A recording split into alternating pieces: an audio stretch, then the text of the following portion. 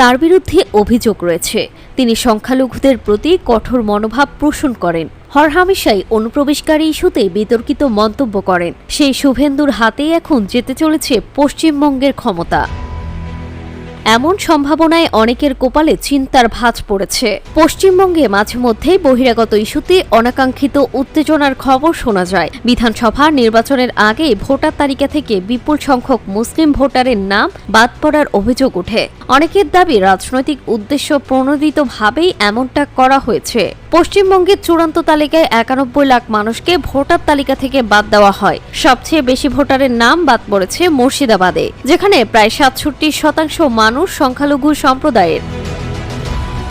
30% বা 20% সংখ্যালঘু ভোটার থাকা 112টি আসনের মধ্যে 106টি গতবার জিতেছিল তৃণমূলের সেই শক্ত ঘাঁটিতেই এবার জোরালো আঘাত হেনেছে বিজেপি। রাজনৈতিক বিশ্লেষকদের মতে মেরুকরণের এই রাজনীতি এবং শুভেন্দু অধিকারীর উত্থান রাজ্যের রাজনৈতিক সমীকরণকে নতুন করে ভাবাচ্ছে। সংখ্যালঘু সম্প্রদায়ের মনে এখন একটাই প্রশ্ন, শুভেন্দুর নেতৃত্বাধীন এই নতুন অধ্যায় তাদের ভবিষ্যৎ কোন পথে যাবে? সত্যিই কি বদলাবে রাজ্যের ধর্মনিরপেক্ষ চিত্র, নাকি পুরোটাই কেবল রাজনৈতিক কৌশল?